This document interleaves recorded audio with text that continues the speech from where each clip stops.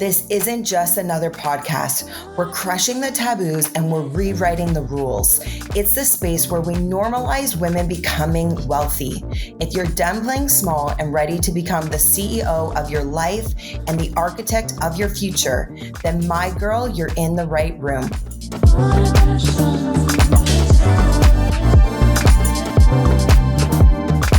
Welcome to your wealthy era. Welcome to the Wellthy CEO podcast. What if I told you your passport isn't just a document? It's actually a strategy for freedom, a strategy for wealth, and for some, a strategy for survival. Today, we're going beyond the surface of immigration and stepping into a conversation about global power, identity, and what it means to live without borders. I'm joined by one of the most trusted voices in global mobility, a woman who has built not just a firm, but a movement around freedom, elegance, and choice. You're going to love Jane Katkova and what she has to say. Let's dive in. Today, I have such the pleasure to have in the studio on the podcast a beautiful friend of mine who exudes elegance and beauty. You have a whole brand around it. My dear friend, Jane, thank you for being here. Thank you for having me very much.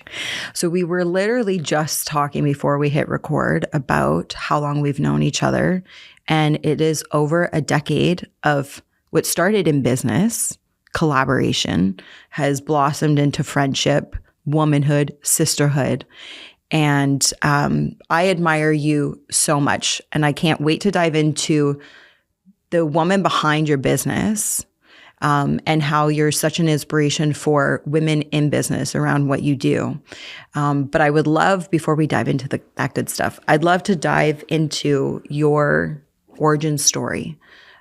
Because you have built this incredible, successful firm, but there's a woman behind it who has created it and built it. And you had a disadvantage being that you came to Canada and you're an immigrant to this country. And so many people can use something like that as an excuse as to why they couldn't build the life that they had envisioned for themselves. And I think you've done the opposite of that. So I turn it over to you. Share with us a little bit about your story. Yeah, I wasn't actually prepared for this question. I came to Canada not only just myself. I came to Canada with a 2-year-old daughter. And I came to Canada without a status. I was just a visitor.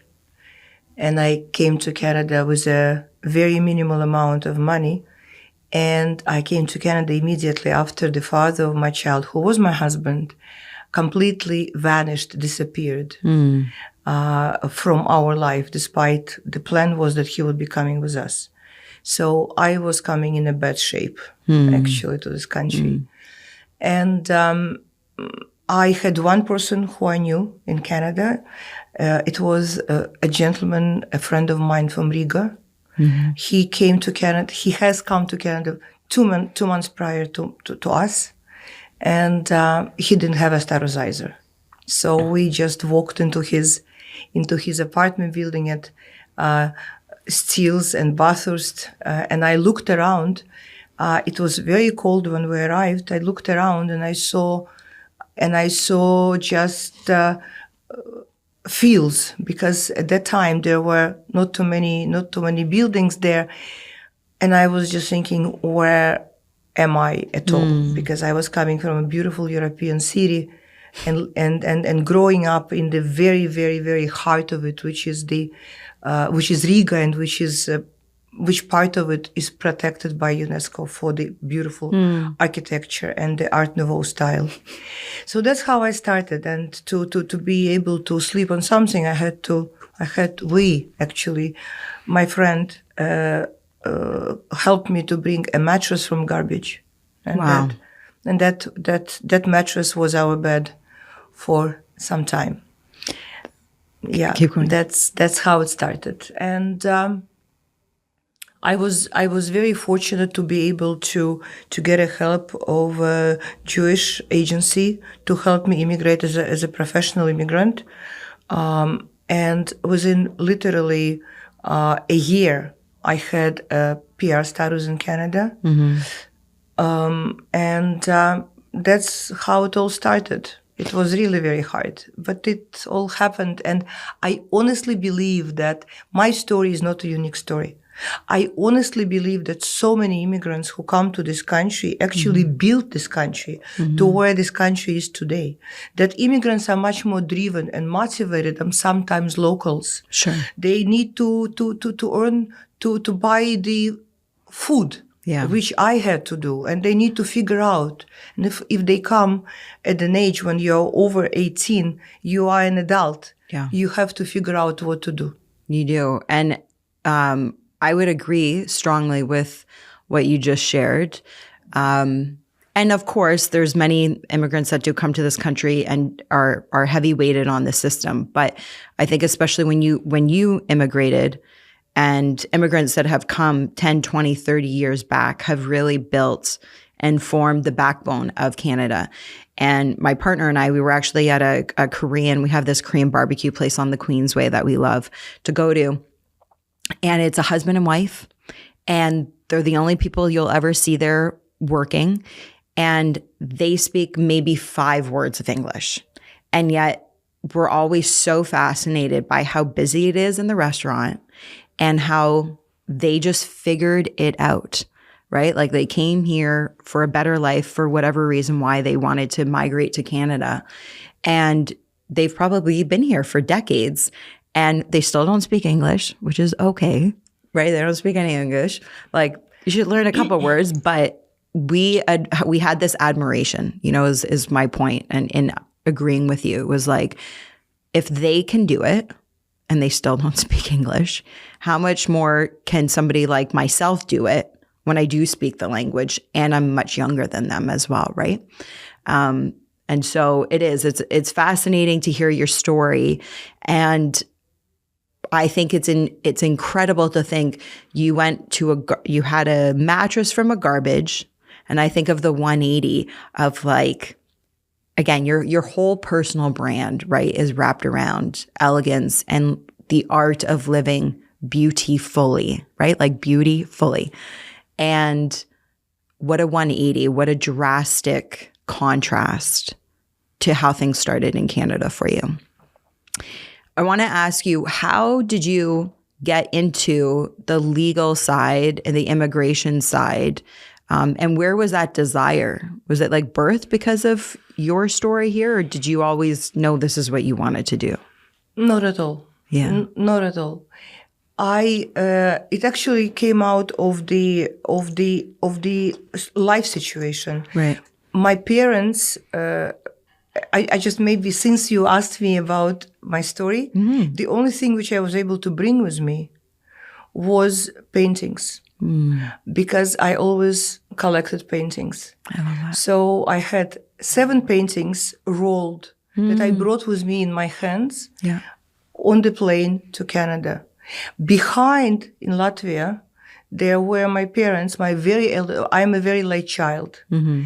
And I really, all I wanted when I came was to not only get a status in Canada, of course, I also had to care for my baby because having 2-year-old, and you will very soon know about it, your hands are tied if you don't have help. Totally. Yeah, and actually my very first job in Canada was washing dealerships in the night with Paul, my friend, who has actually become my brother, my real brother in life. And I was paying more than 70% of what I was making from washing those floors to the lady who was with my daughter in that night, because otherwise I won't be able to leave her. So I was able to meet several people from Latvia who have been in Canada for a long time. And I asked them, because one of them was the age of my father. And my father was older because my father had me when he was 53. So this lady was a very, very old immigration from Latvia, around his age. And I asked her whether she would agree to take a painting, which was an original painting, in exchange to giving my father an invitation. Wow.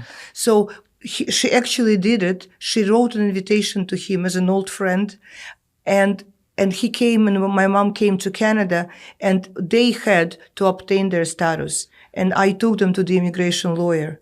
And that's how it started. Okay. So, and after that was my studies and everything else. And then eventually I started doing immigration. But also, I think that whatever happens to us doesn't happen without a reason. Right. I so much love what I do and I so much loved when I was even assisting him, translating for him in the beginning, that I felt very much at home. So, I think that was meant to happen. Wow. So incredible. Yeah. Right. And, I do agree that everything happens for a reason. And I'm sure you've met many people that there's two camps of people. Those people that can't understand why this is happening to them in life and woe is me. And the other people that look at the challenges and the setbacks as this is happening for me in life. There's a lesson, is to teach me something, and it's actually to make me a better person, even though it's hard, even though it's painful. And so I like your perspective on that, because not so many people will come out with that same perspective on life.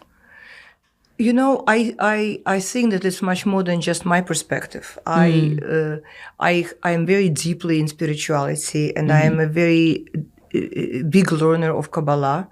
And what I have learned from own experience and from seeing so many lives of so many people unfold in front of me, because I am accompanying their lives for sometimes 2 years, 3 years. Yesterday, I had a client in my office who has been in Canada for 8 years. So I see lives of people unfolding, as I mentioned, in front of me.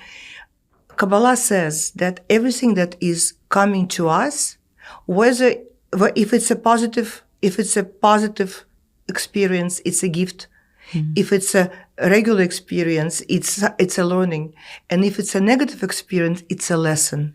And every lesson is priceless, because every lesson is given to us by the Creator. So however uneasy the lesson is, we better receive it with gratitude. Because when we receive it with gratitude, the outcome is different. Totally. Because the moment you acknowledge it with gratitude, your whole perception of the situation changes.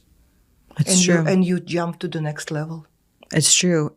And the universe doesn't have to keep sending you the same thing over and over again, because it will, until you've learned that lesson. Precisely. Right? Precisely. So there's a lot of wisdom in that. Are we not on the same page? Yeah, there's a lot of wisdom there. So, Jane, I would love to take the opportunity to talk to you about passports and immigration in general, because when you first started in your business, I'm sure it's very different now than with the clientele that you're seeing. Having status and getting a passport allowed for immigrants like yourself to come into a country.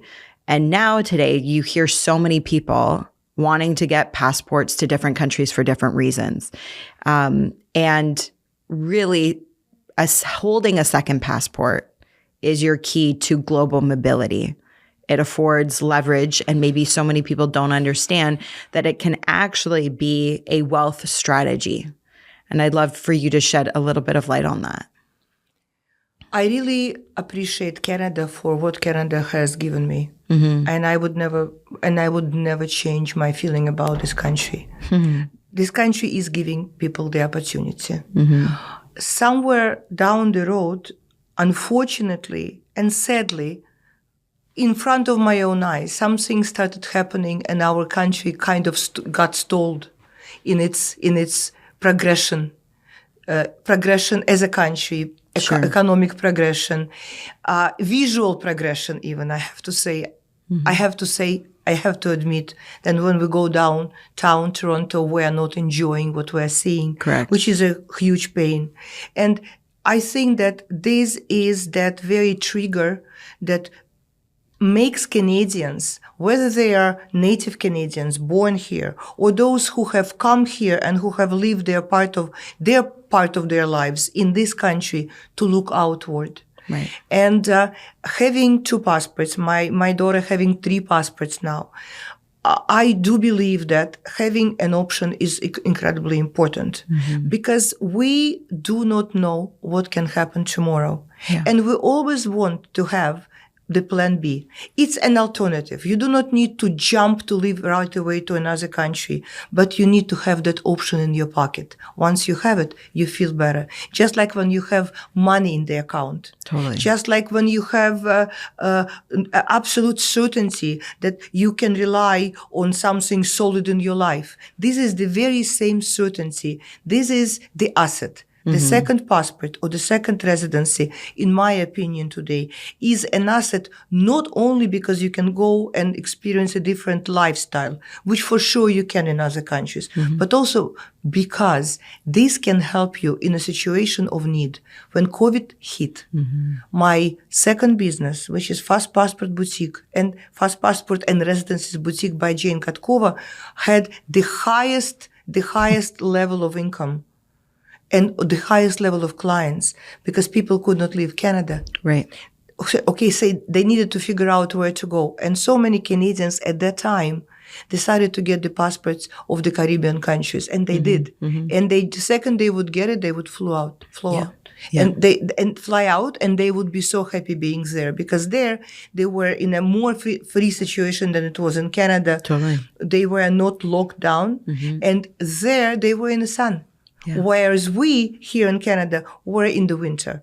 So, and you never know what can happen tomorrow. It's always better to have this option for life, for option for the kids. Yes. As well. Yeah. Yeah. And, I wanted to have my daughter because, I just had a baby girl 15 months ago. I wanted to have her in the United States for that very reason, because she would have had it. And my pregnancy became a little more complicated in my last trimester. So we didn't do that. I ended up having to be induced and my whole birthing plan changed. So we decided to just stay here. But that is a foresight of it's not just for you, but it's for the next generation, and having the ability of wherever they want, whether it's to go to school and being able to take advantage of what's being offered in other countries, but most importantly, the flexibility to be able to work, to be able to acquire property, to be able to invest in another country and be able to take advantage of the structures that are set up for citizens. Precisely, to be able to work, to be able to buy a property, for the kids to be able to go to school. My daughter went to Sorbonne thanks to our European passport. Yeah. And that the cost of that course that she has taken, it was practically zero because we're Europeans. Right. She was able to go to England before Brexit and settle in that country because of our European passport. Right. So there are so many more opportunities when that are open for kids when kids are international. And the second passport makes a child international. Look, there are amazing universities in Europe. Absolutely. Absolutely amazing. Yeah. And today, and what I have observed, and I think it's so important, kids today are different kids. They are travelers. Yeah. They are not as tight and as connected and bonded to their homes as it was even 10 years ago. Yeah. They want outward. They want to see the world. They want to go and experience different countries. They want to go and study in different countries. So many, my daughter went through London School of Economics. So many of her friends did their masters in Europe. So all of that becomes so much easier when you actually do have that second option residence. Yeah. Are you loving today's episode? If so, can I please ask you to take 30 seconds to subscribe to the show and leave a review? Share this episode on your IG story so other women can find the show and come join us into their wealthy era. And remember to tag me. I'd love to repost you. How complicated is it? Because I think this is one of the biggest barriers for people is that, or they don't even make the connection. So there's two questions I want to ask you here is the barriers, but then they don't even realize, like I'll give you a real life example. My mom, her father's German, her mother's Ukrainian. Both her parents were born in Canada. So she's third generation. And her great-grandparents on both sides were born in their respective countries and then migrated to Canada. I said to my mom, literally like 2 weeks ago, I was talking to a girlfriend of mine who she's a lawyer and she just legalized the documents. So she's not the immigration lawyer. You'd still have to go speak with somebody. And she said to me, she goes, have you ever thought about getting your German passport? I said, it's so funny. I have homes in Costa Rica. I have my permanent residency in Mexico, but no. And what a gateway that would unlock to Europe having that passport. And so I said to my mom, I said, Mom, I'm going to have this preliminary call with a German lawyer to just see if we're eligible. And she said, why would I want to do that? I don't need it. I'm like, because of everything you and I just talked about, right? The biggest thing is the leverage, like just being able, if you want to have the choice, you have that freedom to do so, right? And so here's the situation where my mom was not born in Germany, neither in the Ukraine. She was born here, or actually in Winnipeg. And so some people don't even think that they could trace back their lineage to their origin and qualify. Yeah. And then other people, they just think it's too hard and it's very overwhelming. And so that becomes a barrier. So I'd love for you to crush that. Tell us. Okay. So it actually goes country by country. Okay. Because each country, despite the fact that they are all, that the country that you have mentioned, and let's say Poland, both these countries are the members of the Schengen zone and they are both European Union, still, each country has its own rules. And to address your mom's situation, it will be very complicated because Germany altogether is very, very greedy on giving its passports. They changed the rules, literally, they changed the rules 2 years ago for several months, and they changed them back in several months. So this kind of citizenship is called citizenship by descent. Right. When previous generations were born in the country, and depending on the lineage and on the rules that the country is carrying, you either can or cannot apply for the citizenship by descent.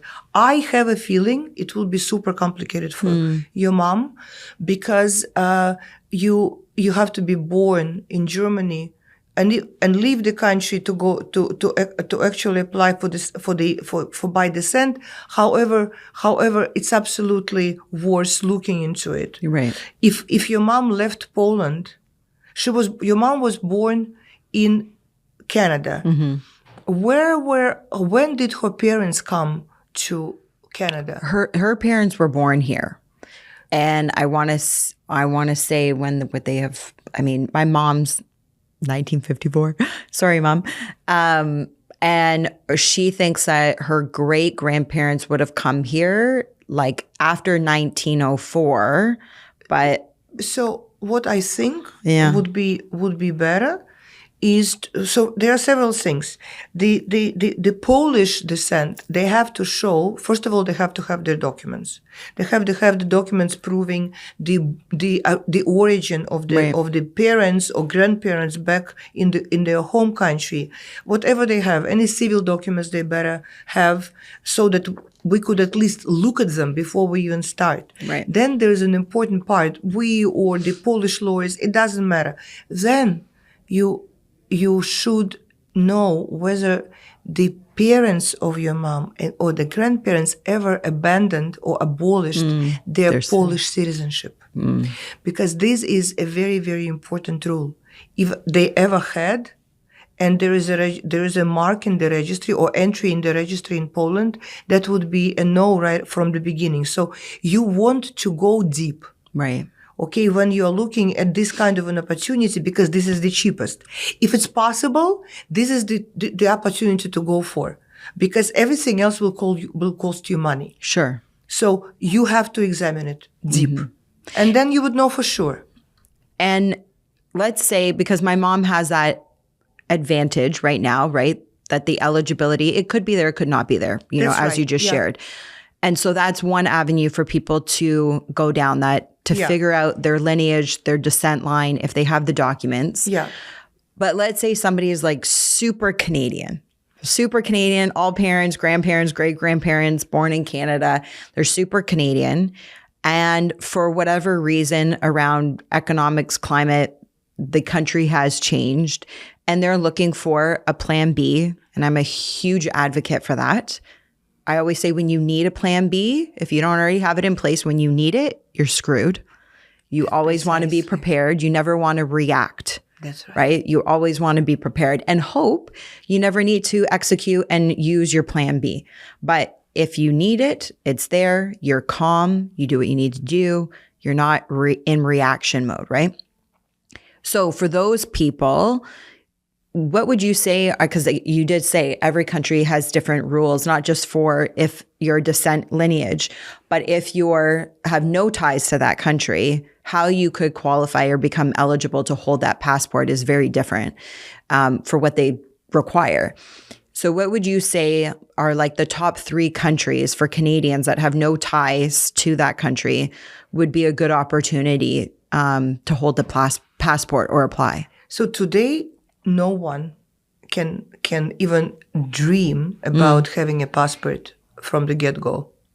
The last opportunity to get a European passport within a very short time was first of all, was exceptionally expensive, right? But also the opportunity is gone in the spring of 2025. It was Malta. Okay. So you could have purchased a passport for 800,000 euros plus application fees and everything else. But because Europe, just like Canada, just like US, just like any developed country, is very cognizant of people who might use the privilege of citizenship. Sure. Citizenship is a privilege. They stopped selling it. Wow. And that's why Malta, after a very long fight in the court with the European Union, in the European Union court, lost the case. And they actually made her close the program. Wow. So there's no country in Europe today where you can receive a passport right away. There are some countries which are running the golden visa, the golden visa programs, and golden visa programs is always investment. So the countries which are left, Spain just got closed. We have left Greece, which is $250,000 in real estate. We have Portugal, where the real estate investment is unfortunately closed as well 3 years ago. It's either 200,000 donation to the local cultural fund or 500,000 euros into the investment fund for 5 years. And you wait for the passport up to 10 years now instead of 5. Wow. Literally 5 months ago. It's crazy. Yeah. Laws are changing as we Yes. speak. As we speak, Yeah. you can have you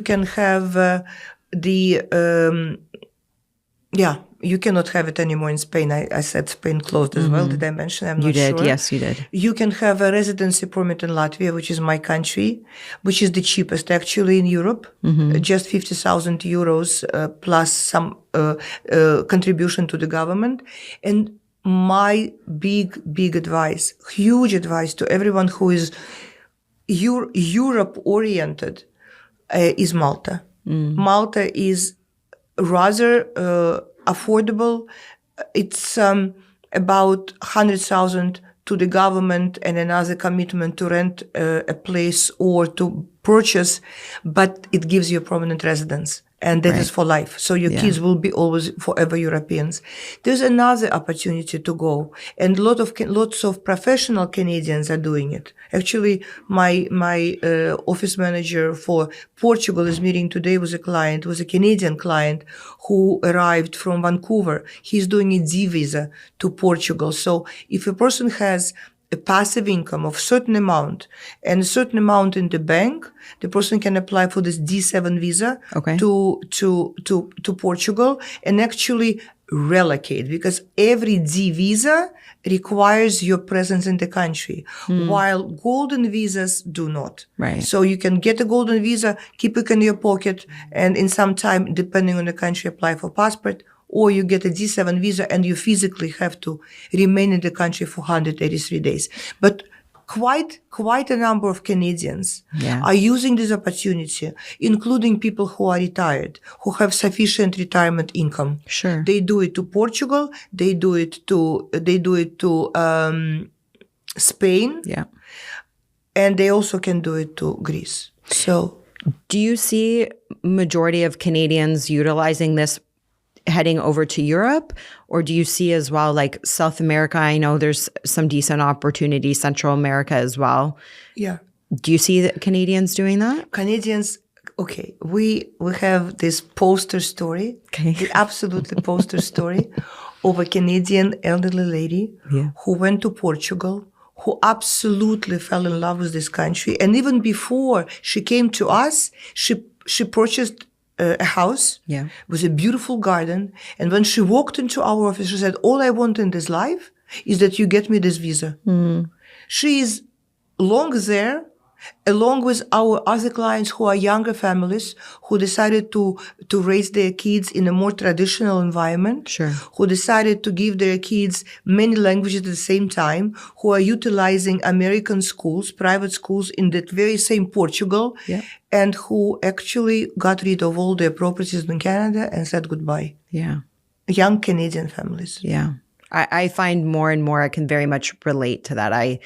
You know my story of going down to Costa Rica, and it's incredible the amount of young people. And when I say young, maybe some people listening would say that I'm old, because I know I have a whole bunch of 20-somethings that do tune into this podcast.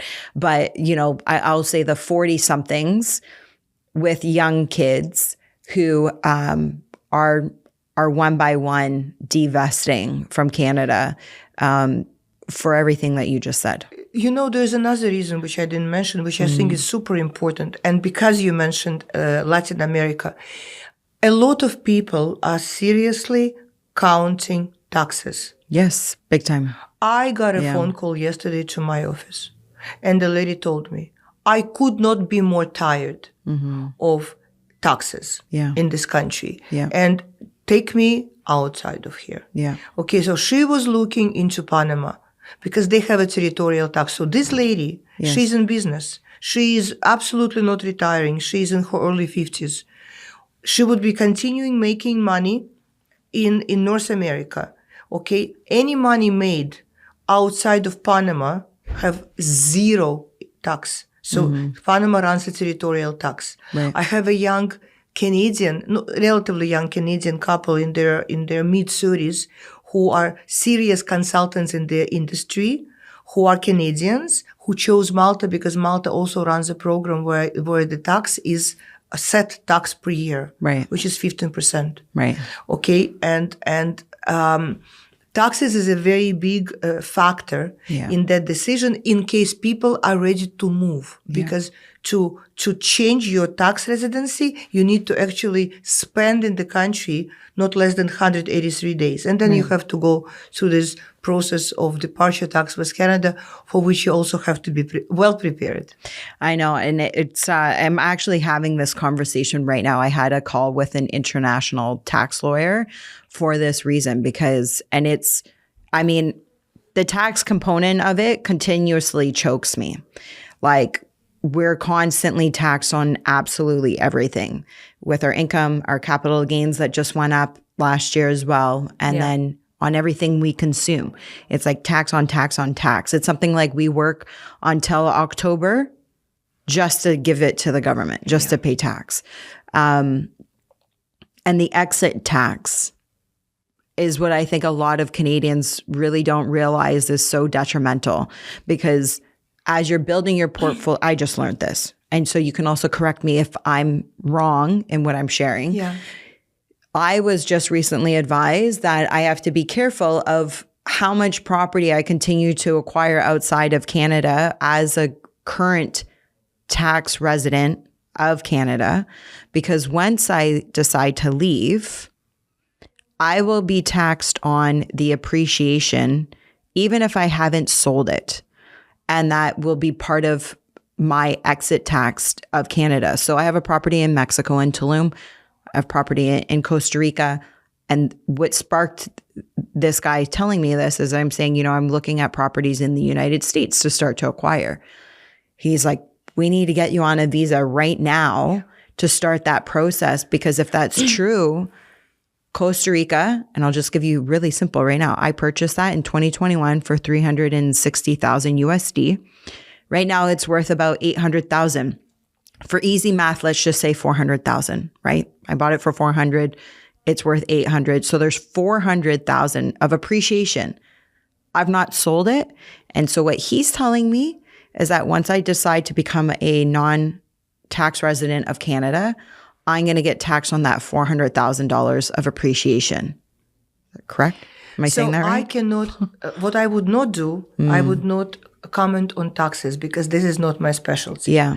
However, what I can absolutely for sure say that in order to make that move, you have to have a very, very, very well built strategy. Yeah. And for that reason, you do have that residency because if you want to get whatever residency today, tomorrow it might not be available, or most likely it will be more expensive. For example, I will just give a short example. Panama, that is such a huge magnet to so many Canadians, is now running the program for $300,000 minimum purchase of the real estate to qualify for PR. Right. In October, they up it to 500,000. Wow. And you will not be able, unless you have this passive income and you're a retired person, you will not be able to get this Panama together with the territorial tax, where you don't have to pay on any income accrued outside of the country. So it is true that in order to apply for your departure tax, you want to be very well prepared and you want to get rid of as much as possible. You don't want to have the assets. Yeah. And you want to have as much money as possible outside of Canada. Okay? So for that you have to prepare. You can have your residency purchased in whatever country you decided at the minimal price that exists today, right? Yeah. You don't have an option to go 2 years ago. Yeah. You don't have an option to go 5 months ago. Right. But you have an option of doing things today. Right. So you can have that residency at the cheapest price because it will never become cheaper. This we know for sure today. And start preparing with your asset structure. Getting rid of things, okay? Getting prepared here as well, also selling stuff, so that by the time when you file for the departure tax, you have planned as minimum departure tax payable as possible. Where do you think the best place to start is when you're talking about strategy? Is it coming and speaking with somebody who is an immigration lawyer like yourself? Is it talking to a tax global person? Where do you think is the best place to start this strategy? My Canadian practice has nothing to do with it at all. I am the international mobility strategist. Right. You will come to me, maybe you do want to talk to me, because I will explain to you, first of all, which country can you even apply to? Right. Because if you don't have certain amount of money, you cannot apply to a certain country. Sure. You have to be able and also willing to find yourself in that country eventually, right? Because that country would become your base country if you choose Europe. That country will become your base country in Latin America. By the way, Latin America is launching the program. Argentina is launching a program already launched. We just don't know the details. They will be selling a passport. I'm not sure it's very interesting for Canadians, but that program is of big interest in our industry and for the colleagues of mine, and for me as well. Course. So you want to understand how much you are prepared to spend and where you want to find yourself at the end. Okay. So, and depending on your situation and of your interest. And of course, you will look into taxes.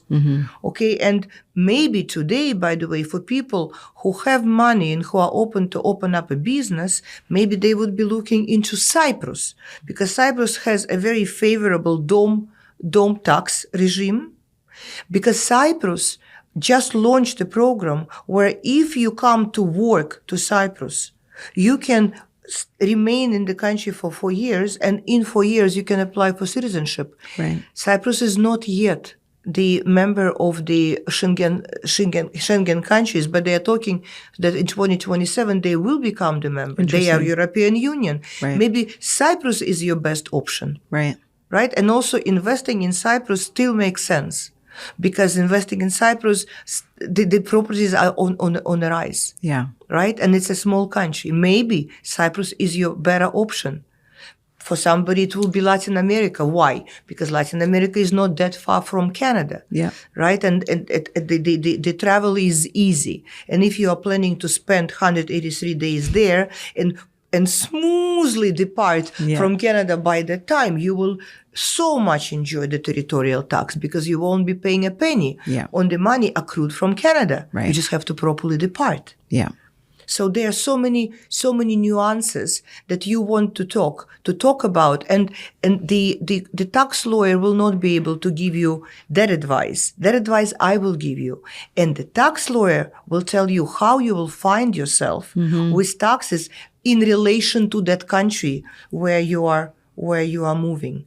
In case the tax lawyer knows the subject, because there are not too many tax lawyers in Canada who actually do. Yes, I agree. So you are the first place that we should start. I really honestly believe so. Yeah. I think when people come to me, I give them clarity. Yeah. And when they leave, they fully understand what they want and what they don't want and what they can and what they can't. Yeah. Right?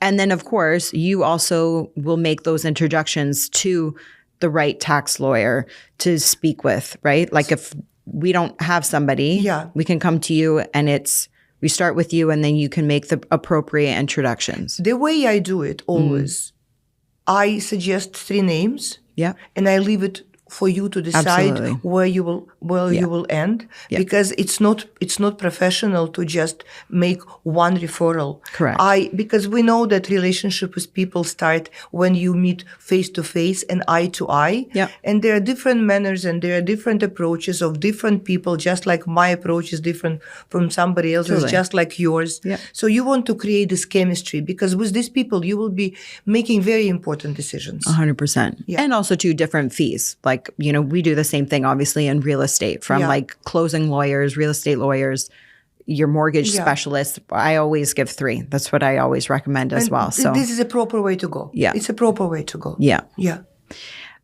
Jane, I want to just pivot a little bit in our conversation, because I think you've given so much insight into the immigration. Passport's definitely an incredible asset to have.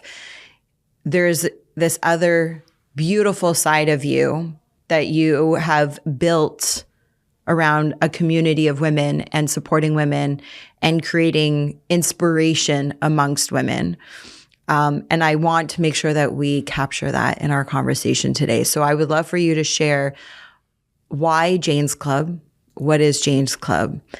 And you didn't have to do this. Like, you have a very busy, successful business as it's on its own. And so what was the desire to create this community for women that you've done? There's a very good saying that you can take a girl out of the village, but you cannot take village out of the girl. Mm-hmm. So when I talk about myself, I say that you can take a girl out of Europe, but you cannot take Europe out of the girl. Mm. And that's exactly how I found myself in Canada. I really felt that old world with its incredible elegance and beauty, starting from the architecture and ending on the way the way the table is served and the way people talk to each other is very different. Yeah. And I really seriously missed it. I missed the beauty. Mm-hmm. Over time, this concept of beautifully, spiritual concept came to it as well, was added to it. So to me, living beauty, creating yourself with beauty and fully being full of beauty on each level of your being is super important. For that reason, I created this club. And this club kind of got a different turn today because I added the definition to it. Jane's Club is now for the masters of reality, for people who actually create their own reality. Because a woman who has it in her hands and who understands how through her spirit, how through her drive, how through her approach to life, through her approach to business, to the world, how to build her own circle and how to build her own life and herself from inside out, that woman creates her own reality. Yeah. That's what happened in my life. I know that's what happened in yours. And I know so many women who had it made as well. But this creation of the reality doesn't stop at this moment of the reality. It continues. Yeah. We should never stop becoming. I agree. And for that reason, I created this new version of Jane's Club. And I'm looking forward meeting women like me with who I can talk on the eye level. And on some of those, I would love to look a little up and learn from them and do it in a beautiful setting with substance, with elegance and style. And is the club, is it virtual? Is it in person? How can you get connected to it? It's very much in person. Yeah. And today it's very much by invitation. I love that. Yeah. Because I feel that if I am on the same vibe with a person who comes to talk to me, doesn't matter how much money this person has, we are good to go. Yeah. So it's through me. I love that. Yeah. I love that. Well, I can attest, I have been to a couple of your events and I'm trying to come to one on Thursday. It's looking positive. And actually my mom attended one of your events with me years ago where it was so elegant. It was a white party, beautiful white dresses and white suits and really exude femininity, but yeah. And always the women that you meet in the room are just really good, heart-led women, as you said. It's not about the money, but they're driven from here first. It's about the substance. It is, yeah. Substance, success, and style. Yeah. And the diamond within. Because each of us through our path created this diamond, which only is formed through pressure. And the more pressure it was put on, the more angles and more facets on this diamond appear. Yeah, I love that. Or that. appeared. Yes, I love it. Jane, I want to ask you one last question in closing. If we were to pass away tomorrow, knock on wood, we don't, what would be the message you would want to leave to the younger generation of women?